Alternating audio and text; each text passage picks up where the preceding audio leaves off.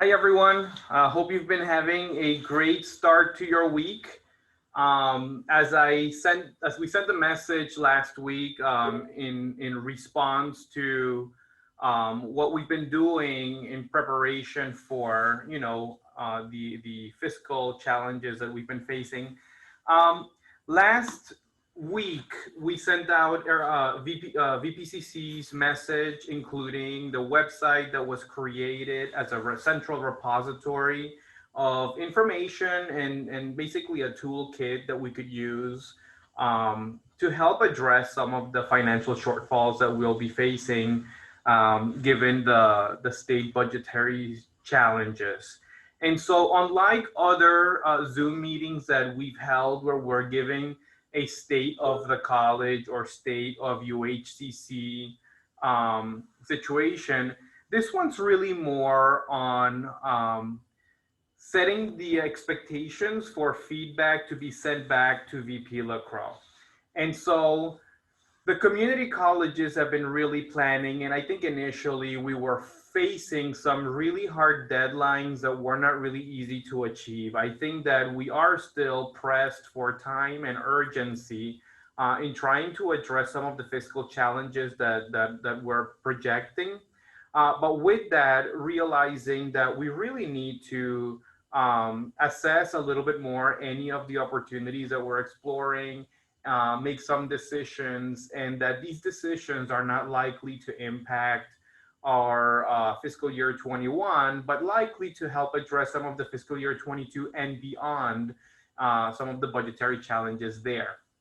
And so, what I wanted to do today, in the event that some of you haven't had a chance to review some of the materials on the website, is to give you a glimpse of some of the details that really pertain to Leeward, UHCC, and some opportunities that we may be engaging in, give you an idea of what VPCC LaCroix is thinking in terms of engaging and gathering feedback, as well as some next steps and providing a little bit of a timeline. And so, as I've said in a couple of different instances, this isn't something that we've been planning for a really long time, so the process is not well developed. But in our best attempt, we're trying to gather quite a bit of feedback. The previous exercise that we engaged in was really just gathering a whole bunch of ideas that would help address either cost savings, revenue generation, or realigning the university to support the future of the state. All of that feedback came back, and one of the things that some campuses asked of UHCC is that we should be able to see what the other campuses were coming up with. And so the website has that repository of all of that feedback.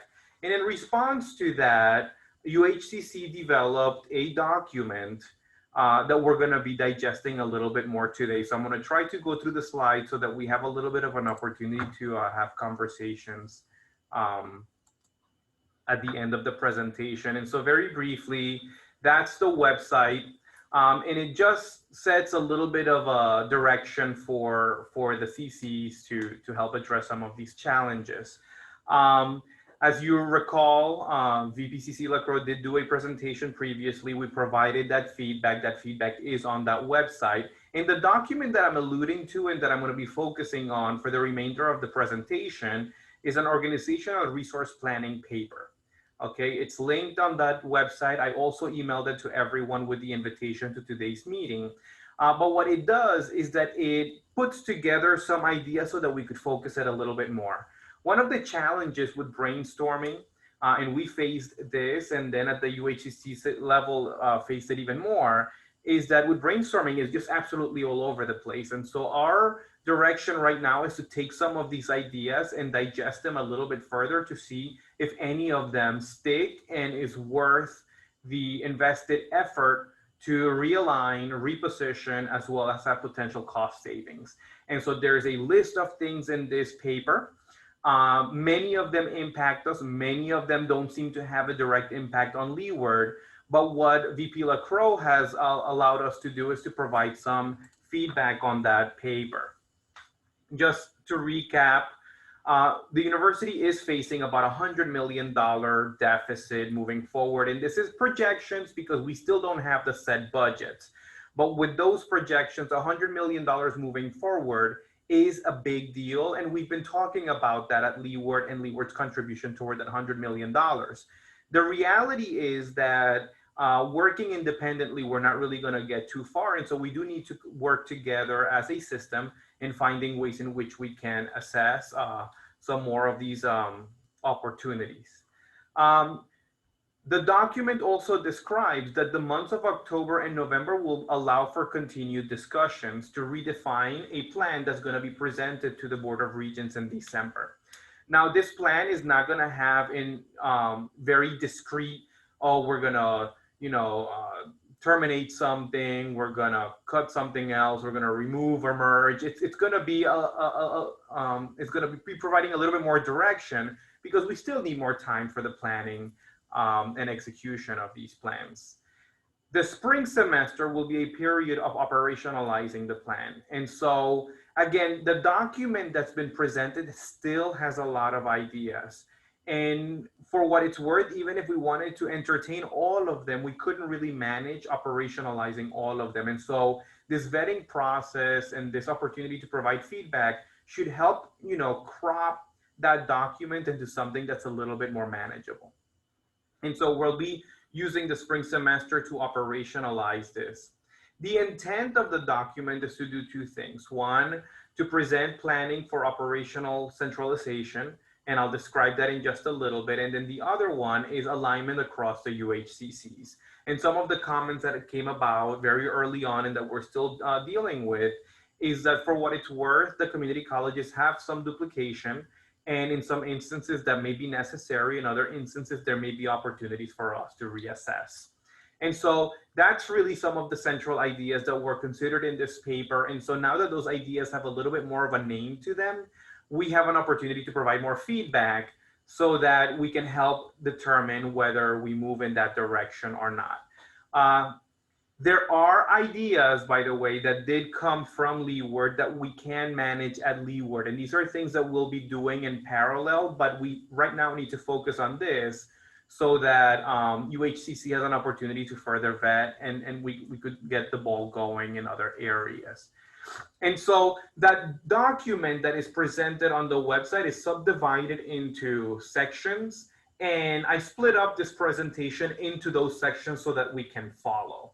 Okay, and so the first section is planning for the possible consolidation of operational units. And so the idea here is that in some offices, we have offices or units on each of the community colleges performing very similar functions, staffing being pretty varied across the different campuses. And then ultimately the services look a little bit different by campus. And so there's an opportunity to realign so that the student experience is a little bit more uniform across the board. One of the real important components to this conversation is a lot of our students do take classes on other campuses. And so if they experience differences, it's something that's not been well received. Again, that's not across the board. And for what it's worth, again, I represent Leeward and I think that we're pretty good at what we do. At any rate, some of the areas for possible consideration that showed up on that paper included financial aid, admissions, institutional research, human resources, financial management, and non-credit. And these are opportunities where maybe we could centralize some of the functions and have a little bit still remain on the campuses. It may be functions that could be entirely centralized, and it may be functions that just don't centralize at all. And so, but based on this feedback that we provide, we could then help make the recommendations and help inform those decisions. At some point, and again, it's a matter of human resource management, right? Where we don't have an extremely large amount of individuals that could manage all of these processes. And so managing through operationalizing or even assessing whether any of these are doable will probably take more time, right? And so there will be additional work groups that are created with folks that are part of these offices, right? And so it's important to have people that are in financial aid helping vet any opportunities that we have within financial aid. We don't want to do something only that a year later to realize that it's going to backfire on us because we weren't able to manage it well. And so all of that needs to come for any of these changes. And so there are going to be, outside of the campus feedback that we will be reporting out, there will be other work groups that come together to assess some of the very same feedback, to provide more of those opportunities, more pros and cons. At a time where and if a decision is going to be made, those folks are going to be really crucial for helping implement any of this consolidation that may happen. Okay, and so again, these are not decisions, and therefore we're going to write down the blueprints on how this is going to happen. We're still assessing how likely we are able to manage some of these transitions. The next level is possible programmatic considerations. And so program and course alignment, again, with online offerings, it used to be that our online offerings in Leeward was very strong compared to the rest of UH, but now because of COVID, there's so much more online. And so we wanna not align to the extent where my course is your course and everyone's course, but where we're not necessarily competing with each other, it doesn't help us to have 4 under enrolled courses that are the same because we're offering them all at the same time from the different campuses. And so that's an opportunity, again, up for discussion. General education offerings, same thing. It's this idea of, can we be a little bit more intentional about how we offer and what we offer so that we're not competing with each other? The focus is to use, reducing some duplication to help address some cost savings. Um, Looking at courses that are not required in degree pathways and looking at their enrollment, looking at, whether they should exist and in what capacity they can exist. The next one is to, within student and academic support services, evaluate 11-month appointments. And so, this is a really difficult one because we're trying to continue to grow our enrollment. And one of those areas is summer. And we know that over the summer, a lot of preparation for the fall comes into place. And so really getting a sense of whether everyone should be, that has an 11-month appointment should be an 11-month appointment, or if there could be some shift where some of the 11-month appointments could move to a 9-month appointments for a potential cost savings. Again, these are things that are being explored. No decisions have been made, but we're going to try to gather a little bit more input and provide some feedback that we could then send to UHCC as it relates to this. Needless to say, one of the critical components that it's difficult for me to say, but I have to say at the end of the day, is that $100 million is not something that we could really do by just tightening our belts. There's going to be some really difficult decisions that need to be made and some really difficult moves that need to be made. But we want to do it in the most intentional way, because you hear it from me and it's not just lip service. We have to carry on with our mission, and we have to, treat ourselves and treat our communities well. And so we want to make the least amount of moves that are going to have the least amount of negative impact so that we could carry on with our mission. And so some of these are some things that are being contemplated. And so we need to get more feedback so that we could share. Consideration for academic programs. There may be, again, credit program duplication, and this is for the consideration of either shutting one program down or merging the programs together. Some of the ones that come to mind that may impact Leeward include automotive, business technology, health and creative media. These are areas that are on the paper. They're not meant to be exclusive. And so we want to provide the feedback on the more immediate requests, which is to the paper, and these are the ones that were listed. There may be other opportunities that over time we could continue addressing.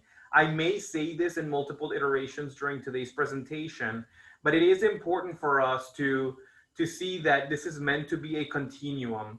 And so we may be providing feedback over and over again on different things. And so again, like any higher ed setting with assessment and evaluation, we're constantly doing this. We just have an urgency now to help address some of our financial issues. Strategic enrollment management for low enrolled courses and facilities and technology intensive courses. So some of the examples that come up are not necessarily the lower level classes that tend to make well, but it's when you start creeping up to the higher level courses, is looking to see whether we need so many iterations of them, just because through enrollment management, we see some opportunities. Looking at some of the CTE programs that have expensive footprints. And so the considerations are, do we need multiple or duplicated programs? It's possible that that's necessary. Can we merge the programs under like one management? And the examples that come out, for instance, would be like nursing, where here we're offering some nursing through Kapiolani. And so looking at ways in which we could maybe align programming and reduce some cost, right?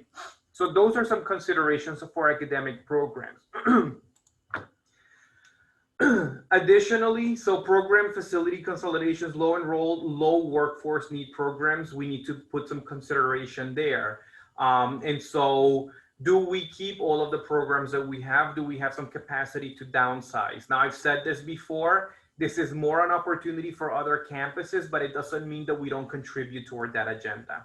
And so there are things that we should consider for ourselves. No, so consolidation doesn't necessarily mean reducing personnel, because we still need offerings to happen. There may be some instances, and we haven't gone that far, where maybe there is more staff than is necessary. Although I keep saying this for Leeward, it's not something that we see glaring at Leeward. It may be for other campuses. And so the idea of potential consolidation is that there may be some possible reduction in workforce, although again, not sure for Leeward that that's a reality, but it is an opportunity for potential savings. And so it may very well be that, like nursing, some programs, say Leeward takes on automotive for UHCC in Oahu. And so it's our curriculum, it's our coordination, and we may be able to still offer it on the Honolulu campus through one alignment.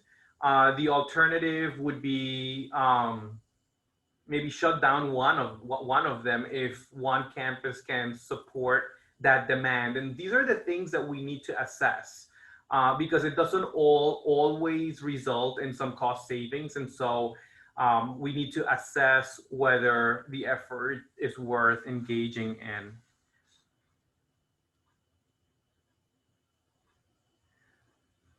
So the conversations on the 11-month positions and the feedback, when I get toward the end of the presentation, I'll share how some of the feedback could come in. There are many different ways in which the feedback can come in. And so I'll share that toward the end, because I do have some slides on kind of setting a little bit of a path on how we could get some of these conversations and some of the feedback going. And so again, we're just consolidating some of these ideas so that we could poke at them a little bit more intentionally and have people that have the subject matter expertise have the conversations. And so it's not just looking at data and being reactive to the data. It's looking at the data to maybe identify some opportunities and then getting the right people in the conversation so that we could digest them a little bit further. And so that's what we're more or less working toward. One of the feedback that was submitted from Leeward was a consideration for creative media. And truth be told, in Oahu, we have, I think just about every campus has some flavor of creative media. And so I think that we could be a little bit creative and intentional on how we can address the broader topic.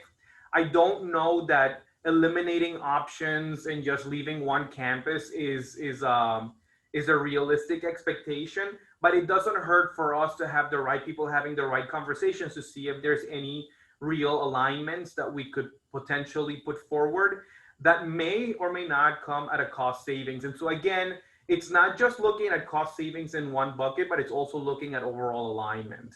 And so this is one of the ideas that came from Leeward, but that also came from different other areas. And so if you look at the overall list that was presented in that paper, it included quite a few other programs that have the creative media flavor to it. Okay. The next category is repositioning unique campus space for commercialization or revenue generation. And so for us, it was, of course, rail, seeing if there's a way in which we could generate some more revenue. We know that that rail project keeps getting kicked down a little bit further here and there, but it's an opportunity for us.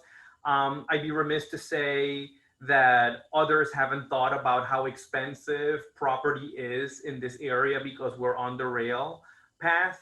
And that doesn't necessarily always help us, because others may be thinking, well, just sell the space and come up with all of this money.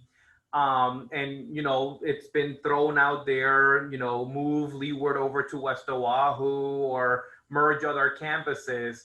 We're part of the conversation. It's not something that I'm personally promoting. It's not something that I think will have a lot of traction, but I think that if we flip it and make it positive for the sake of revenue generation, as well as strengthening some relationships with West Oahu, it could play well for us. So renting and leasing space on campus, this is something, again, that we've done in the past, but that we could expand on once this COVID situation is gone, right? So right now, we're not really letting folks on campus that are not employees or students. And so maybe a year down the road, finding a way of really, you know, building up some revenue generation from some of these areas. Repositioning non-credit to be completely self-supporting. Again, these are ideas that have percolated over time. Some of these things are a lot easier said than done, but just opportunities for us to rethink, put in a little bit of brain power and see what we can come up with. Definitely looking for more extramural opportunities. And so some of the things that we're talking about where there may be some consolidation or downsizing or reductions overall can be counteracted by bringing in some supports from extramural opportunities, especially in those areas where it's funding that is relatively long-lived. And so not the one-time type of grants. Encourage entrepreneurial opportunities, other ways in which we could potentially bring in more money. Sure. So on the CARES fund, it's been in and out. I'll be very blurry on this. We haven't spent through all of our CARES 2 fund, and we're still trying to figure out some of the legalities and guidance that we can use CARES 3 for.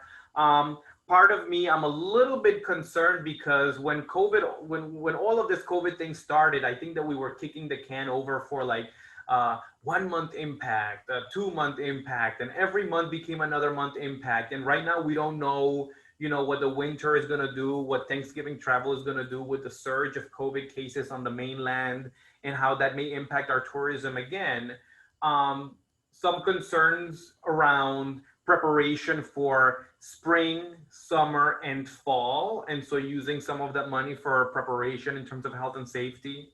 As well as other ideas to support our students in communities impacted by COVID. And so, like I said, no exact numbers. We haven't spent through our entire CARES 2 allocations. CARES 1 is entirely spent out. So we spent that first $1 million. We are working our way towards spending our CARES 2, but being, you know, pretty diligent so that we don't overspend and then find ourselves without. And then CARES 3, we're still waiting on a little bit more guidance, and that's where I think we're going to have a little bit more opportunity to invest in strategy. And so I hope that answers your question on the CARES allocation. We've been hearing from the feds that yes, maybe not so much in terms of a new wave of stimulus. And so I guess we're just going to wait on that. And I think that the governor has been. And many governors have been waiting on possible additional stimulus. And so I'll begin wrapping up the presentation part of today's meeting in giving us a little bit of an idea of timeline and guidance on as to how all of this feedback is going to come in. Part of this is a little bit selfish, you guys. The previous exercise that we did with all of the feedback that came in, I accepted all of that feedback by myself and put together that presentation with all of those ideas. And that was a little bit exhausting, but that was actually an easy exercise because the document didn't need to be coherent. Try to create categories, but it wasn't necessarily in full sentences. Um, for this feedback document, VPCC LaCroix has asked that our campus council or equivalent group for the different community colleges, because we're all organized a little bit differently, somehow put together all of this feedback into a coherent document that is sent over to VPCC LaCroix and UHCC. And so I've been working with Campus Council, and so I'll share a little bit about that. There is an ad hoc group within Campus Council that is going to work with me in putting that feedback document together. And so let's go through this quick timeline here. October 12th was when the document was released with the website. October 19th, which is today, I'm beginning this campus presentation to begin the collection process of feedback. The website that UHCC has is one conduit to feedback. Okay, there's an email that you could directly send feedback there. I don't know how easily it will be digested, because I'm assuming they'll get quite a bit of feedback. That's one opportunity. Now, on October 27th, and we're going to be sending an invitation probably at the end of today or maybe tomorrow with the Zoom link information, VPCC LaCroix and AVP Unabasami will join us again to answer some more questions and provide some more updates, if any, right? But still an opportunity for us to ask them more questions. On November 6th, we'll be holding a special campus council meeting, and that one is to continue to work on the document that we're actually going to send back, because if you notice, November 9th is when the feedback is due back to VPCC LaCroix. So that's Momi, that the October 27th one is just a meeting where Erica and Mike Unabasami are gonna be here for us if we have any questions and or provide us any feedback. But it's not, there isn't an agenda behind it. It's just them another tour across the different community colleges. And so November 9th is when we need to provide that feedback. I have requested from Campus Council two things. One of them is an ad hoc group that's going to help me in putting together the document. And the other thing is that we have a special meeting on the 6th so that everyone's aware of the document that we're going to ultimately push over to VPCC LaCroix. What I haven't determined in terms of specific dates, because I want there to be substantive updates, right, is that through this process between today and November 6th, I want to hold a couple of different Zoom meetings where I can present to everyone some updates on how the feedback's been coming in and the type of feedback that we've been getting, so that you don't just see the end product. I want us to be able to periodically see where we've gone so far in terms of that feedback. And so a link will be sent out, okay? And so I've been really debating quite a bit on this, and some of this will change. And so the ad hoc group from Campus Council is actually meeting tomorrow.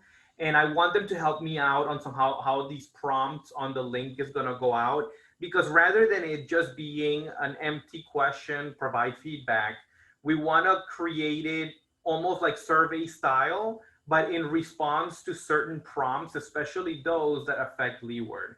And so the focus is going to be the paper that was emailed earlier. So the prompts are going to come directly from there. And at the end of the submission process, there'll be an open response if there's feedback outside of those prompts. So it's not to censor the feedback. It's just to try to organize it for those of us that have to put together the main document. The previous time you guys worked through units and divisions, honestly, it is very helpful if you guys have groups that can put together that feedback and send it in, as opposed to individual, which is a little bit more difficult to manage, but either way will really work. So we'll take the individual feedback if it's something that didn't make it into your unit or division feedback. All of the feedback should really come in through this document so that we know or rather this link that we're creating, so that we know what your feedback is going against directly. And so as the flow of this feedback starts to come in, we'll have additional Zoom meetings so that you could get a sense of what the feedback's starting to look like.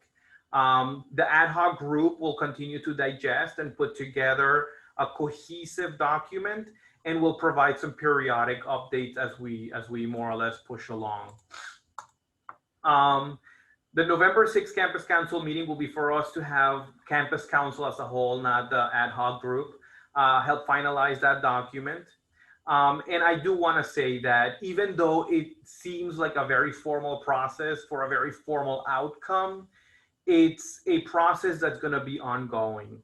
And so we'll have some feedback for now, but there may be more feedback requested along the way. I will also say that, like that website, that's not what that email link there, and I think that just goes directly to VPCC LaCroix. You could send your feedback directly there. Some of you feel free to send it to me as well. Just know that I'll probably plug it back into the links that's going to be shared. And some of you are likely to be asked to be part of these academic groups or part of these other functional area groups to digest some more of these ideas based on your subject matter expertise. So again, there's going to be quite a bit of, I'm going to call it triangulation of feedback, so that we could help vet this a little bit more before any decisions are made. And so I wanted to provide that glimpse, right? So it's a little bit of a timeline and a little bit of a process. I wanted everyone to start thinking about it. Everyone should have that document, and if you don't, just email me, I'll send it back around. But start reviewing that. Maybe if you have an existing scheduled meeting with your unit or division, or if you want to schedule a special one, feel free to do so, to go through it and provide a collective feedback instead of just individuals where applicable. We hope that your feedback does come in before the 6th, right? Because even though we have the deadline for the 9th, we still need to put the document together. And so as we start to see the feedback coming, I'll provide more updates and maybe provide us a little bit of a tighter deadline for us to submit all of this. Some of the process will be cooked a little bit more tomorrow with the ad hoc campus council meeting. And I will be providing that feedback.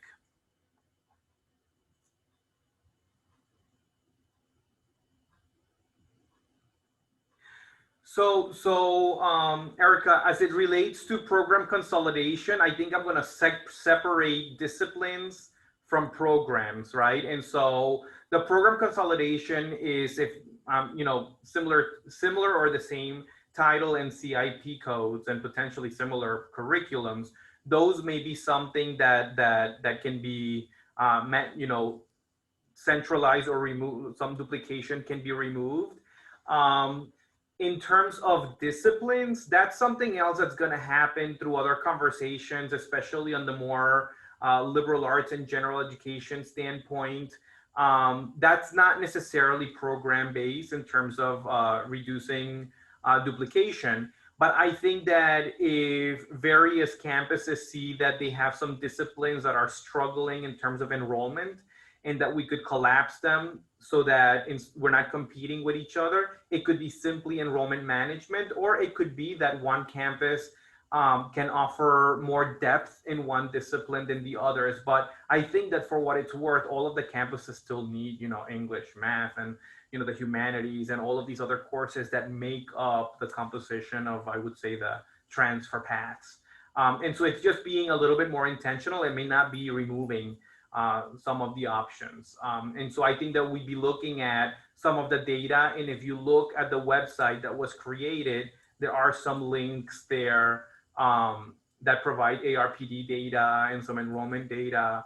And so just a place to start some of these conversations. And again, like I said earlier, and the most difficult thing that I probably have to say in a presentation like this one is that being frugal is not enough. And so I don't know what the rest will look like. And I've said this too before, being part of a system has, its advantages and its disadvantages. And one of the disadvantages is when there are,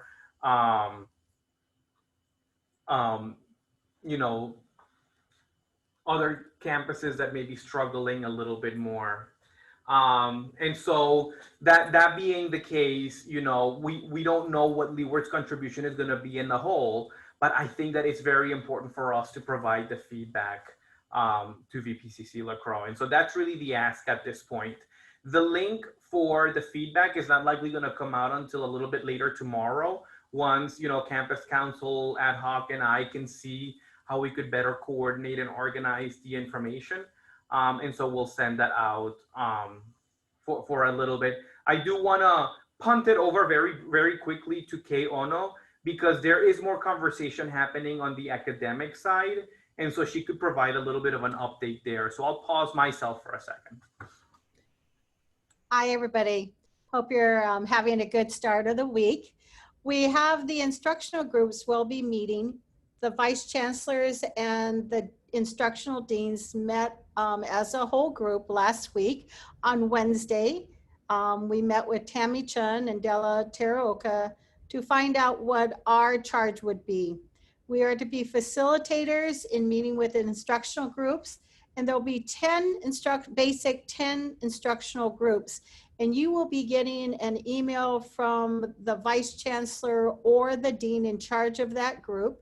It will be sent to program coordinators and division chairs, and they need to pass on the word to the faculty.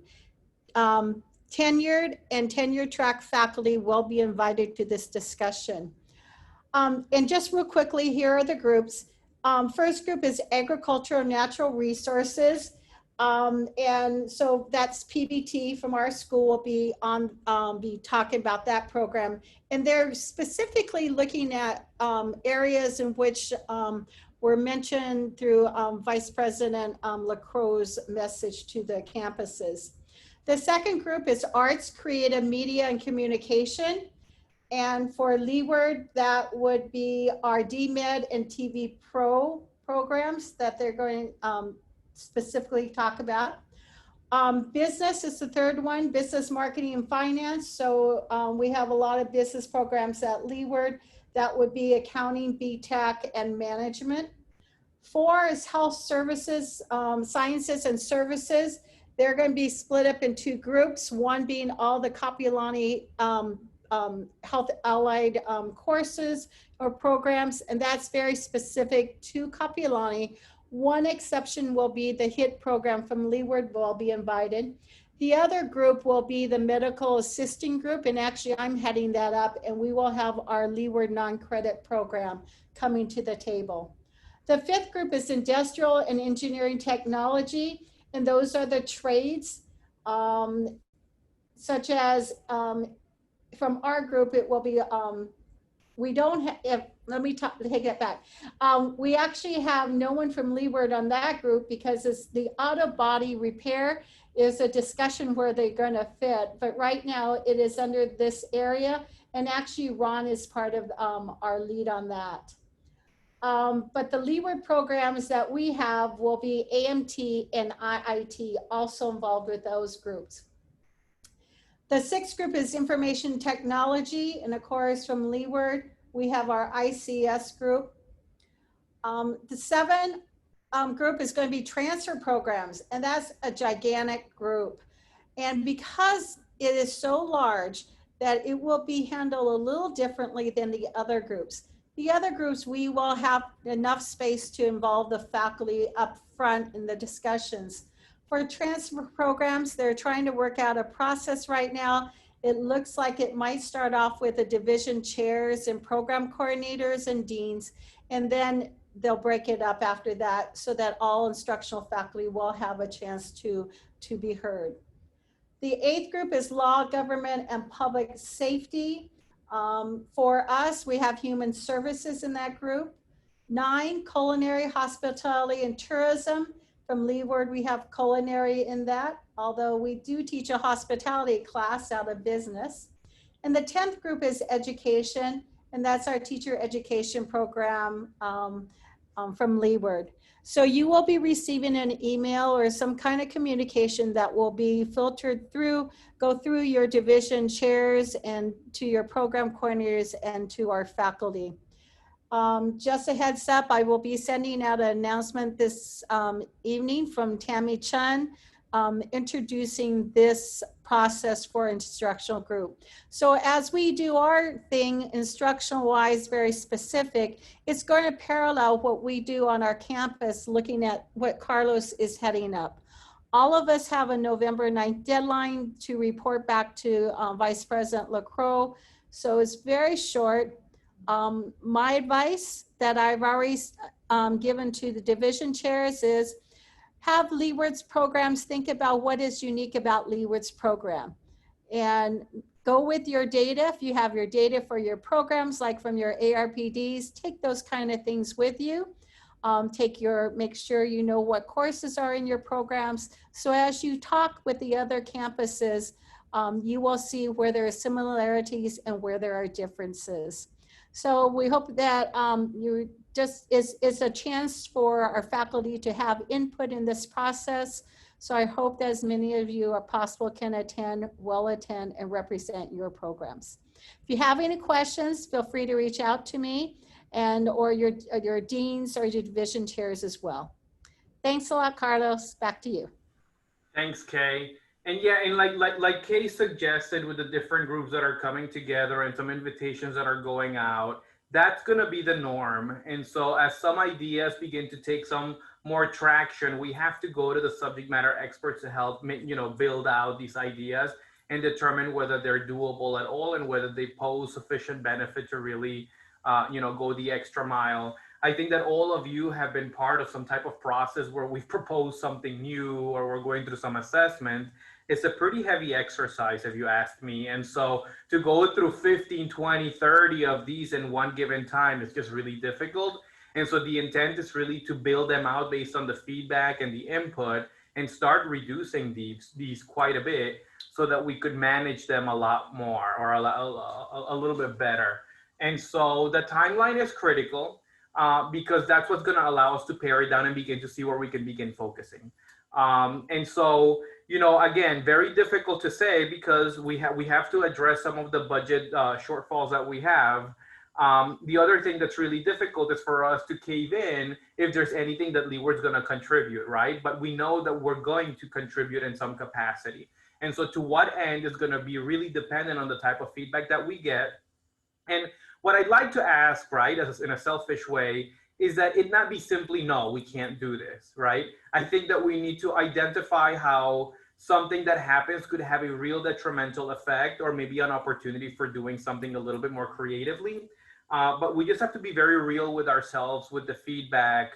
So it's not just a tally of yes or no, or that's, we need to really determine the threshold of pain, but assess that to how doable something may be or not.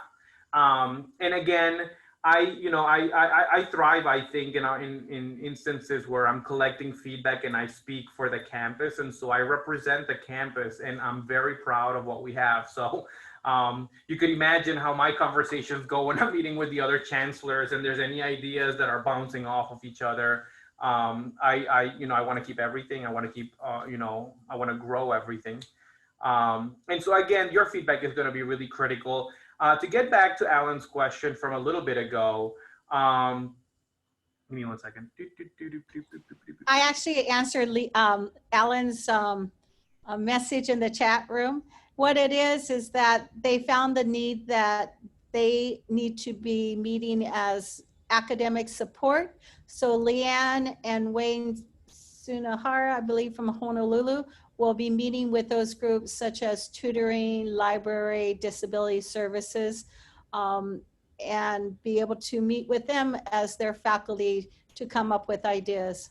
Sure. And this is an opportunity for us to, don't forget, to also bring to the table things that you would like, you envision that you think can be changing over a long period of time. Some of these things cannot happen overnight, but this is our opportunity to bring them to the table. I had a discussion with a faculty member on Friday afternoon, and we were talking about different ideas. And we just know it might take time, but we also think in the long run, it would probably be the best thing for the students. So think of those opportunities and use this forum to voice your opinion. Yeah. And so, but to that end too, through your unit heads, if you guys have coordinated meetings, then definitely have conversations about that feedback and how it's submitted to us.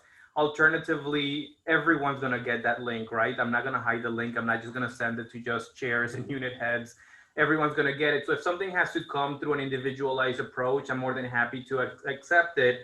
I just really, from a selfish standpoint, I would love the feedback to be something that I could use constructively to define where that idea may be going.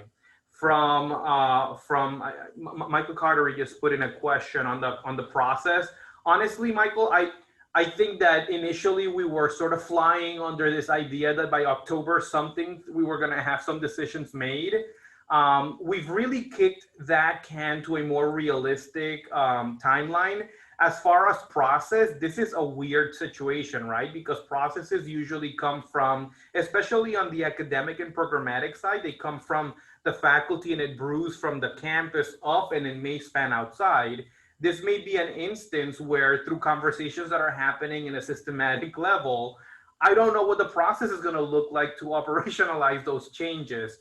And so, but from a timeline standpoint, I think that we have now the remainder of the fall, really, if especially academic conversations, and then to some extent part of spring to really make some operationalized changes.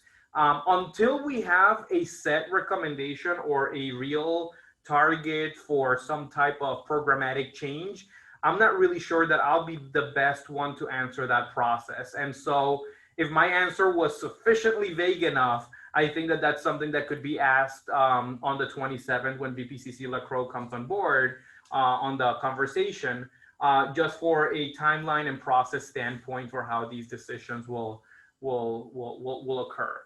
Again, the oddball here being that some of these ideas are percolating outside of the discipline and program faculty. But we're still leveraging the same subject matter experts to help, with some of these recommendations. For what it's worth, some of the things that are likely to happen a little bit faster may be just simple management, like strategic enrollment of sorts, or enrollment management tactics that help us maybe, narrow down a little bit of the cost and still operate. I hope that kind of answered your question.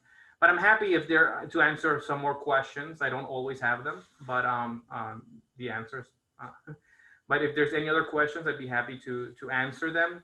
And like I said, we'll have more opportunities and more discussions. I think that the real conversations will start happening once we have the first batch of feedback and we provide some update on a Zoom call.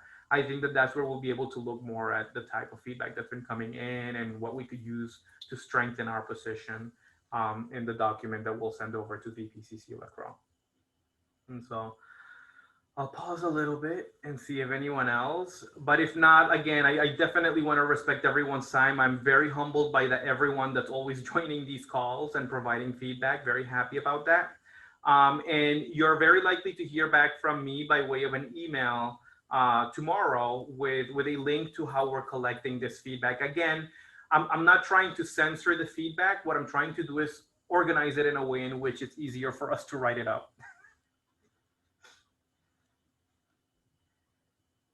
All right, and so if no other comments, again, thanks everyone. Appreciate all you're doing. We'll be connecting with you very soon again. And please try to work with your groups and providing that feedback and review the document if you haven't so far. But thanks again, and we'll see you around, hopefully sooner rather than later. Thank you.